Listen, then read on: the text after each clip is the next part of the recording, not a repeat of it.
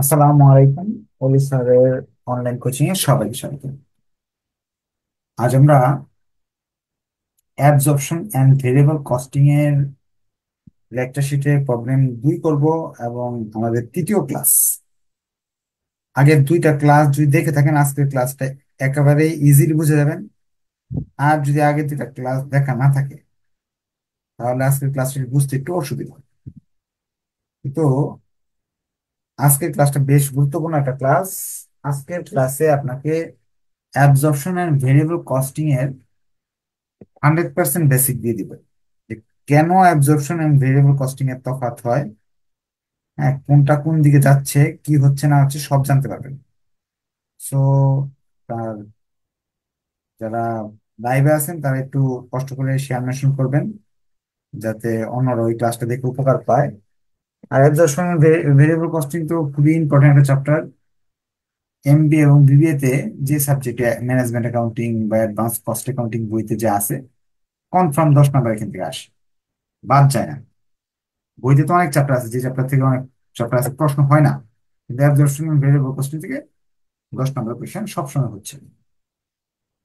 Class শুরু করে দিচ্ছি।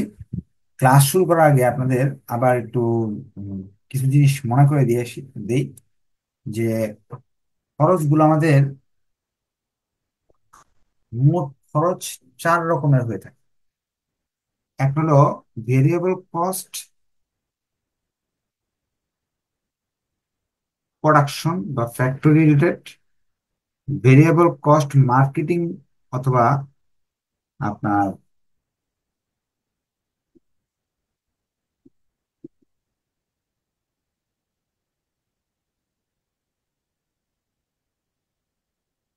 আর fixed cost production, fixed cost marketing বা সেলিং। এই চারটা অ্যাবজর্পশন কস্টিং এক এক সিস্টেমে হয়, ভেরিয়েবল কস্টিং এক এক সিস্টেমে। ভেরিয়েবল কস্টিং এ এই চারটা খরচ সেলস থেকে। আপনি মনে রাখবেন এই নিয়মটা, এখানে দেখা যাচ্ছে ভেরিয়েবল কস্টিং এ সেলস থেকে এই চারটা আইটেমের এ ফার্স্টে বাদ দিতে হয়, বি পরে বাদ দিতে হয়, সি পরে বাদ দিতে হয়, ডি পরে বাদ দিলে নেট ইনকাম বেরিয়ে আসে। অ্যাবজর্পশন কস্টিং সিস্টেমে সেলস থেকে এই চারটা আইটেমের এ এবং সি কে আগে বাদ দিয়ে দিতে হবে, পরে বি এবং ডি কে বাদ দিতে হবে, এরপর নেট ইনকাম আসবে। এই কারণেই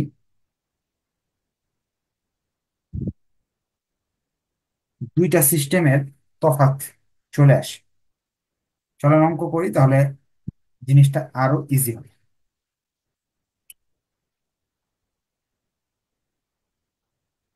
Jamuna corporation produced 24,000 units normal capacity of product during the year. 20,000 were sold at the rate of taka 22 per unit. Cost of production was as follows. বাংলায় বলে দিচ্ছি। যমুনা কর্পোরেশন আছে 24,000 মাল বানাইছে, সেই বানানোর পরে তার 20,000 মাল বিক্রি হয়েছে, বাকিগুলা বিক্রি হয় নাই। এক একটা বিক্রি করছে 22 টাকা করে। তার এই বানাতে গিয়ে এই এই খরচগুলো হয়েছে।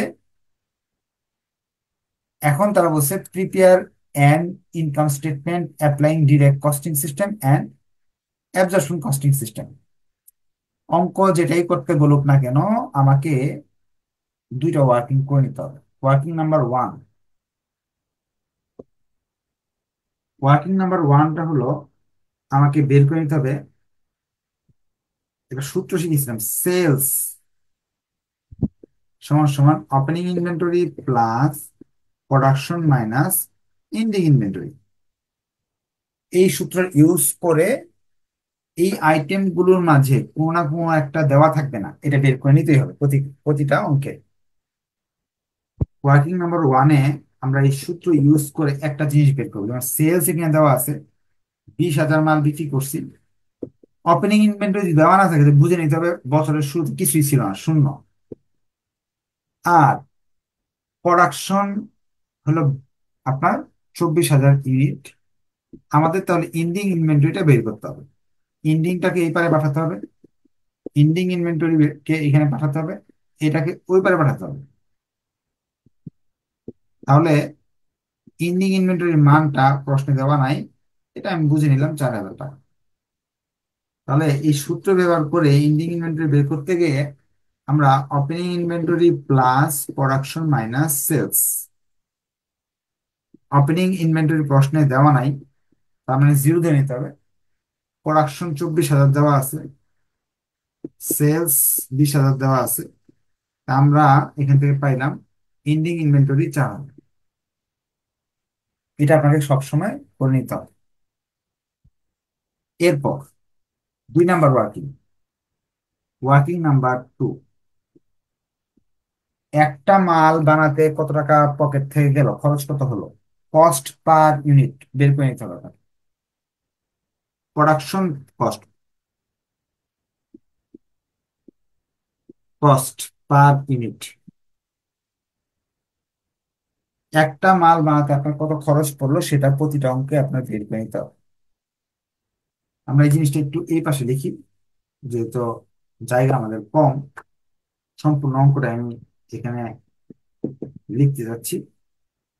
Ending inventory, opening inventory minus plus production minus sales. Ending inventory বের করতে গিয়ে ওপেনিং ইনভেন্টরি ছিল হলো শূন্য, প্রোডাকশন হলো 24, সেলস 20, 4,000।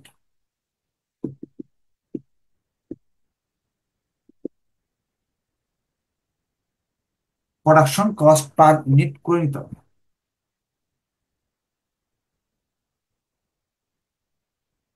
VC, AC. আপনাকে বলা হচ্ছে ভিসি সিস্টেমে প্রোডাকশন কস্ট করার জন্য এই আইটেমটাই আসবে, আর কিছুই আসবে না ভিসি সিস্টেম। কি কি আছে এই আইটেম? ডিরেক্ট মেটেরিয়াল এক ধরনের ভেরিয়েবল কস্ট। যত মাল বানাবেন তত মালের খরচ হবে, মাল কম বানালে কম খরচ হবে। ডিরেক্ট লেবার এক ধরনের variable cost. Factory overhead variable হতে পারে, ফিক্সডও হতে পারে। Factory overhead variable cost. তার মানে এই যে তিনটাই আমাদের 1 নাম্বার ক্যাটাগরিতে পড়ে গেল। এই তিনটা জিনিসই আমাদের 1 নাম্বার ক্যাটাগরিতে পড়লো। এই তিনটা হলো আমাদের ভেরিয়েবল কস্ট প্রোডাকশন, মাল বানাতে এগুলো লাগে। আর marketing and administrative expense for the year 70,000 আর ফিক্সড। 2 নাম্বার ক্যাটাগরির কোনো আইটেম এই অঙ্কে নাই। মার্কেটিং কস্ট দুই রকমের হয়, একটা দেওয়া আছে। 3 নাম্বার ক্যাটাগরির যেটা ফিক্সড প্রোডাকশন কস্ট, এই যে এটা। আর 4 নাম্বার ক্যাটাগরি এইটা। চারটা ক্যাটাগরির মধ্যে প্রথম 1 নাম্বার ক্যাটাগরির খরচগুলো নিয়ে একটু কাজ করতেছি, আপনারা একটু খেয়াল করেন। আমি কস্ট পার ইউনিট বের করতেছি একটা মালের খরচ 1 নাম্বার ক্যাটাগরির আইটেম গুলো নিয়ে। 1 number category direct material, direct labour, factory overhead. 1 number ক্যাটাগরির আইটেম খরচগুলো কত, 60, 60, 1,20,000। এখানে তো সম্পূর্ণ মালের দাম দেওয়া, আমি তো সম্পূর্ণ একটা মালের দাম বের করবো। আমি কতগুলো মাল বানাইছি, 24,000 মাল, 24,000 দিয়ে ভাগ করলাম। একটা মালের বানানোর খরচ বেরিয়ে আসতেছে, প্রোডাকশন ইউনিট দিয়ে ভাগ করলাম। এতে আসলো 2.5 টাকা, 2.5 টাকা, 2.5 টাকা, 2.5 টাকা, 5 টাকা।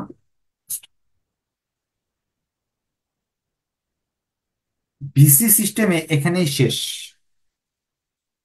প্রোডাকশন কস্ট পার ইউনিট এখানেই শেষ। শুধু এ ক্যাটাগরির লোকগুলাকে নিয়ে, এ ক্যাটাগরির জিনিসগুলোকে নিয়ে আমি ভিসি সিস্টেমে টাকা যোগ করে বের করবো। ভিসি সিস্টেমে আসতেছে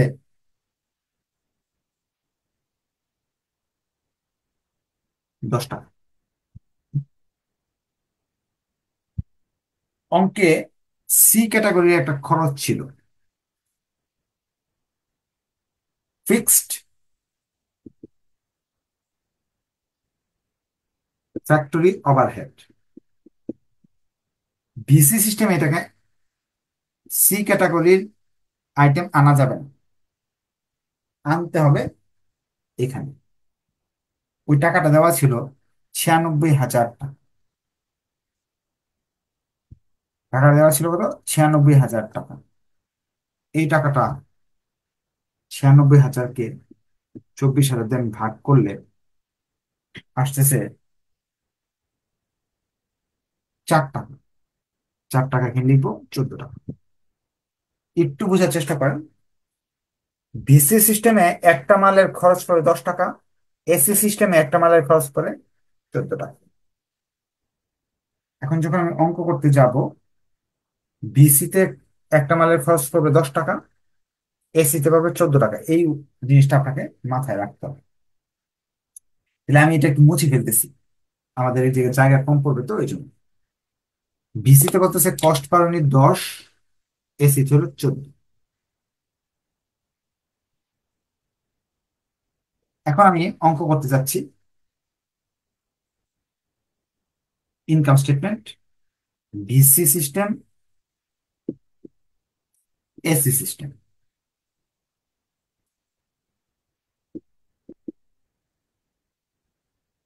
ভিসিতে সেলস লিখবো। সেলস হলো কতগুলো? 20,000 মাল। এক একটার দাম কত করে তারা বলে দিছিল, 22 টাকা। প্রশ্নে আমরা পড়ছিলাম। সেই হিসাবে 4,40,000। এসি তো সেম, 20,000, 22 টাকা, 4,40,000। কস্ট অফ গুডস সোল্ড, এখানে কস্ট অফ গুডস সোল্ড, এটা VC, variable cost of goods sold. আর এটা শুধু cost of goods sold. Cost of goods sold এখানে opening, production, ending. Opening, production, ending. Opening 0 unit, production 24,000 unit, ending 4,000 unit. Same এখানে লিখবো, opening 0, 24, 4।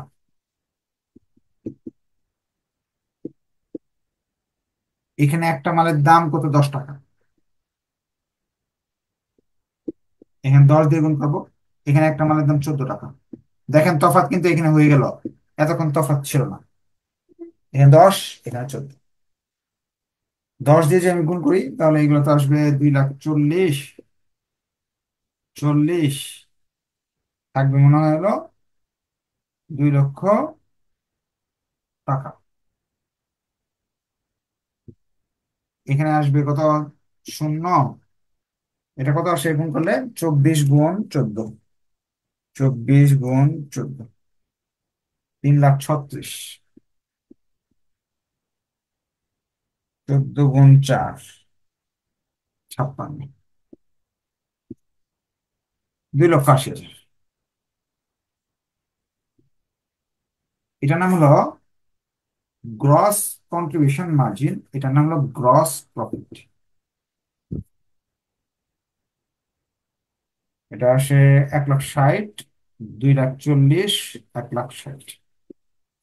এত যদি বুঝে যান তাহলে একটু কষ্ট করবেন, ওকে লিখবেন। না বুঝতে পারবেন স্যার বুঝি নাই, বুঝাই দিব ইনশাল্লাহ। এখন এক এক নাম্বার স্টেপ শেষ, স্টেপ 1 শেষ, স্টেপ 1 শেষ। এটা হলো স্টেপ 1, স্টেপ 1 শেষ। স্টেপ 2,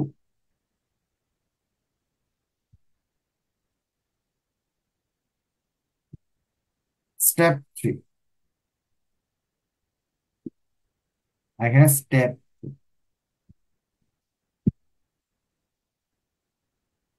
স্টেপ টুতে ভেরিয়েবল কস্ট মার্কেটিং, আমাদের এই অঙ্কে এই আইটেমটা নাই, থাকলে এখানে লিখতে হবে। আগের অঙ্কে এটা ছিল। যেমন আমরা যাই এখানে, আগের অঙ্ক করতে যাই, এই ছিল কিন্তু কমার্শিয়াল এক্সপেন্স ভেরিয়েবল ক্যাটাগরি 2 ছিল। এই আজকের অঙ্কে নাই, 2 নম্বর আইটেমে নাই আইটেম, সো 0 লিখতেছি আমি। 0 লিখলাম। লিখার পরে এখানে আসলো 2,40,000 টাকা, এটার নাম হলো কন্ট্রিবিউশন মার্জিন।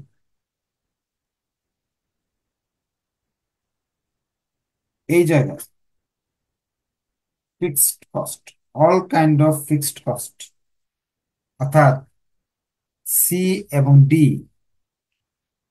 সি এবং ডি মানে 3 নাম্বার 4 নাম্বার যা আছে, 3 এবং 4 আইটেমের জিনিসপত্র। 3 নাম্বার আইটেম হলো 96,000 টাকা, 4 নাম্বার আইটেম হলো 70,000 টাকা। All kind of fixed expense.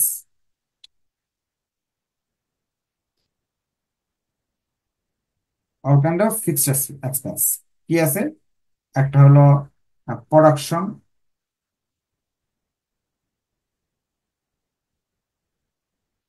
96,000। আরেকটা হলো মার্কেটিং, 70,000।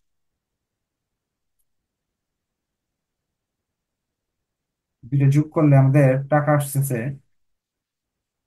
1,66,000। এখান থেকে এটা বাদ দিচ্ছি, আমাদের 74,000 টাকা প্রফিট আসতেছে, নেট ইনকাম। এখানে অপারেটিং এক্সপেন্স, এখানে ভেরিয়েবল মার্কেটিং, যেটা নাই আমাদের, এই যে জিরো। আর ফিক্সড মার্কেটিং আছে 70,000, 70,000 টাকা আসতেছে। আপনার তাহলে কত আসে? 90 মনে হয় না?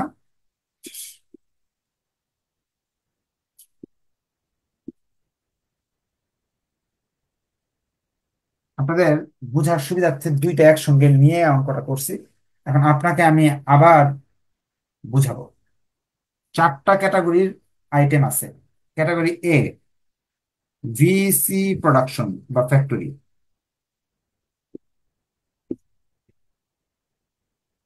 Category 2 VC marketing.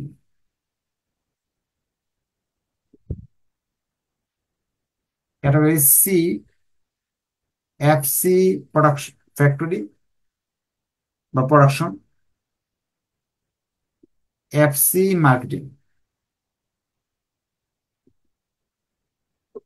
এই 4টা ক্যাটাগরির মাঝে এই জায়গায় মনে রাখবেন, এই জায়গায় শুধু এ ক্যাটাগরি, এই জায়গায় এ এবং সি ক্যাটাগরি, এই জায়গায় বি ক্যাটাগরি, এই জায়গায় বি ক্যাটাগরি, এই জায়গায় সি এবং ডি ক্যাটাগরি, এই জায়গায় সি তো উপরে চলে আসছে, এখানে ডি ক্যাটাগরি। এখানে এ বি সি ডি সুন্দরভাবে সিরিয়ালে আসবে। এই ক্ষেত্রে সিটা এখানে উপরে চলে আসবে, বি আর ডি নিচে যাবে। মূল কথা হলো এরা ভেরিয়েবল কস্ট গুলো আগে বাদ দিতেছে, ফিক্সড কস্ট গুলো পরে বাদ দিতেছে। ভিসি গুলো আগে বাদ দিতেছে, এফসি গুলো পরে বাদ দিতেছে। এই পদ্ধতিতে ওরা ভিসি এফসি চিনে না, ওরা প্রোডাকশন চিনে। ফ্যাক্টরি দুইটাকে আগে বাদ দিছে, ফ্যাক্টরিকে আগে বাদ দিছে, কমার্শিয়াল এক্সপেন্স গুলো পরে বাদ দিছে, অর্থাৎ প্রোডাকশন বা মার্কেটিং কে পরে বাদ দিতেছে। তার মানে এসি তে হলো ফিক্সড কস্ট, ইয়েগুলো ফিক্সড কস্ট ভেরিয়েবল ক্যাটাগরি কিছু চিনে না, ওরা চিনে ফ্যাক্টরি। ফ্যাক্টরি রিলেটেড যা আছে সব আগে লিখবে, আর মার্কেটিং রিলেটেড যা আছে সব পরে লিখবে। লিখে ইনকাম স্টেটমেন্ট করবে। আর ভেরিয়েবল কস্টিং সিস্টেমে ওরা ফ্যাক্টরি এবং মার্কেটিং কিচ্ছু চিনে না। ওরা চিনে ভেরিয়েবল কস্ট গুলো আগে করে বাদ দিব, ফিক্সড কস্ট গুলো আমি পরে বাদ দিব। এই জন্য টাকার তফাৎ হয়ে যায়, নেট ইনকামের তফাৎ হয়ে যায়। এখানে দেখেন 74,000 হয়েছে, এখানে 90,000 হয়েছে, কিন্তু খরচ তো সব জায়গায় নিলাম, তারপরে এই কম কম বেশি কেন হলো? এক টাকাগুলো আমি এই যে যে এখানে নিছি 10 টাকা করে, বিটা নিছি এখানে, এখানে তো বি নিছি, এই যে বি নিছে না এখানে, এই 10 টাকা করে এখানেও 10 টাকা করে আছে, এখানেও 10 টাকা করে আছে। এই যে ভিসি এখানে জিরো আছে, এখানেও জিরো আছে। প্রোডাকশন, এই ইয়ে এফসি প্রোডাকশন মানে সি ক্যাটাগরি এখানেও আছে। এই সি ক্যাটাগরি যে 14, কিন্তু বেশি দাম, 4 টাকা বেশি ধরছি, এখানেও আছে। এই যে এটা 96 যে ভাগ দিলে 4 টাকা বেশি ধরছে, এখানেও আছে। এই 70,000 এখানেও আছে, এখানেও আছে। কারণ আমার প্রশ্ন যে কেন তারপর টাকা পয়সা কম হইলে 74 আসলে 90 আসলো? এর মূল কারণটা আমি একটু বলে দিই। মূল কারণটা হলো এই জায়গায় উম, সমাপনী মজুত পণ্যের দাম আছে 40, এখানে কিন্তু 56। এই যে 16,000 টাকা কম বেশি হয়ে গেল সমাপনী মজুত পণ্য, এই জন্য লাভের দিক থেকে দেখেন 16,000 টাকা কম বেশি হয়েছে। এখন আমি ব্যাখ্যাও করে দিলাম কেন কম বেশি হয়। আর আপনাদের আমি ধাপে ধাপে 4টা শ্রেণীর খরচকে কোন জায়গায় কোন জায়গায় নিতে হবে সেটাও বলে দিলাম। কেউ যদি এই ক্লাসটা ভালো করে বুঝে, অ্যাবজর্পশন এন্ড ভেরিয়েবল কস্টিং এর যত কঠিন অঙ্কই আসুক না কেন, ইনশাল্লাহ পারবে। এখন আপনাদের কোনো কোয়েশ্চেন থাকলে কোয়েশ্চেন করতে পারেন, বলেন, কোয়েশ্চেন করেন,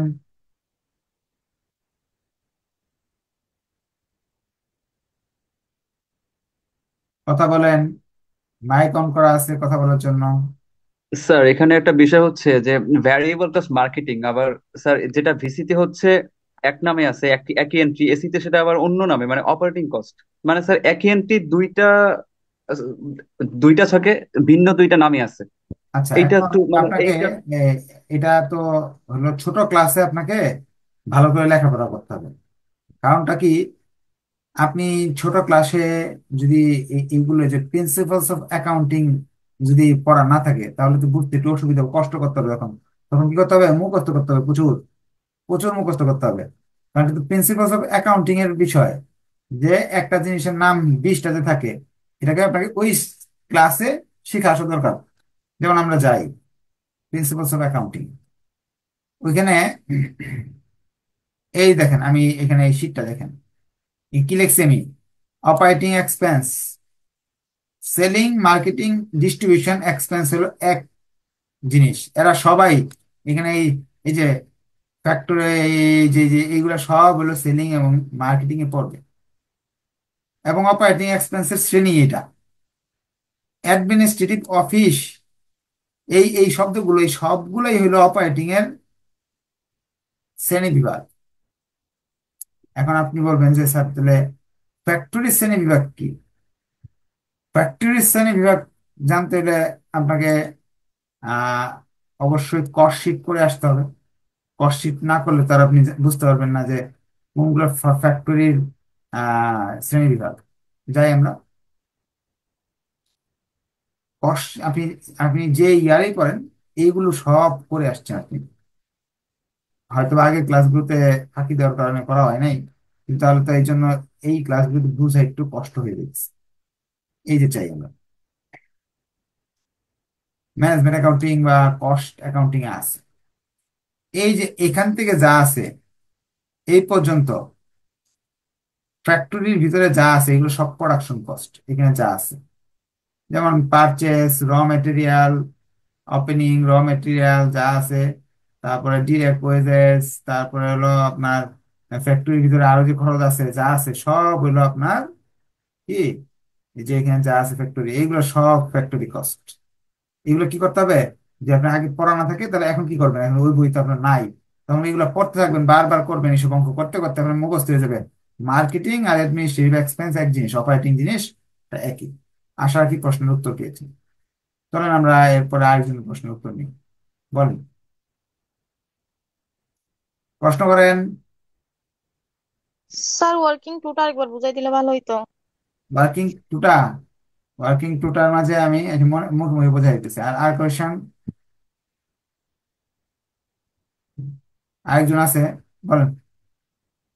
ওয়ার্কিং টোটাল হলো এই যে জিনিসগুলো, direct material, direct labour, factory overhead,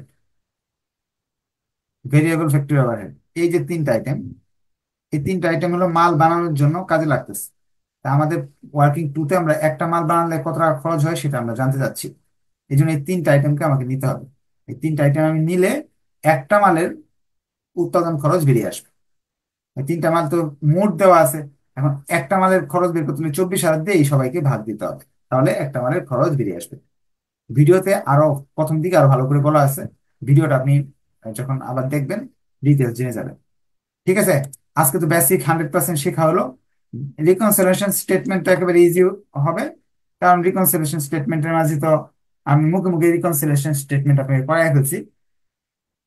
আবার এখানে একটু দেখাই দিই। রিকনসিলিয়েশন করতে বলছে, রিকনসিলিয়েশনের তফাৎ কেন হলো, নেট ইনকামের তফাৎ।